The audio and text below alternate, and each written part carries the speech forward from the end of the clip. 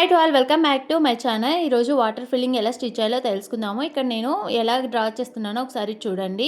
ఇక్కడ WM వచ్చేలాగానే దగ్గరగాను draw చేసుకుంటూ వెళ్ళాలి. ఇక్కడ రెండోసారికి గీసాను కదండి, అది షేప్ అనేది అన్ఈక్వల్గా ఉన్నాయి. షేప్ కూడా అంత పర్ఫెక్ట్గా లేదు. అలాగా డ్రా చేసి స్టిచ్ చేసినా కూడా మనకి టైం వేస్ట్ అవుతుంది, కానీ అంత పర్ఫెక్ట్ లుక్ అయితే ఉండదు. ఇక్కడ నేను ఎలా డ్రా చేశానో అలానే డ్రా చేయండి.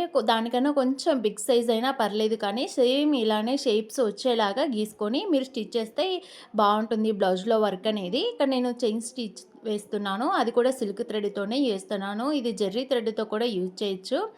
చైన్ స్టిచ్ కూడా అది కూడా దగ్గర లాక్సే వేస్తున్నాను, దూరంగా అయితే వేయట్లేదు. దగ్గర వేయటం వల్ల చాలా టైం టేక్ ఓవర్ తీసుకుంటుంది. బ్లౌజ్లో కూడా వేసేదానికి ఆ టైంని బట్టి ఆ బ్లౌజ్ కూడా ఆ అమౌంట్ కూడా ఫిక్స్ అవుతుంది. దీన్ని సేమ్ ప్రాసెస్లోనే కట్ బీడ్స్తో కూడా యూజ్ చేస్తారు.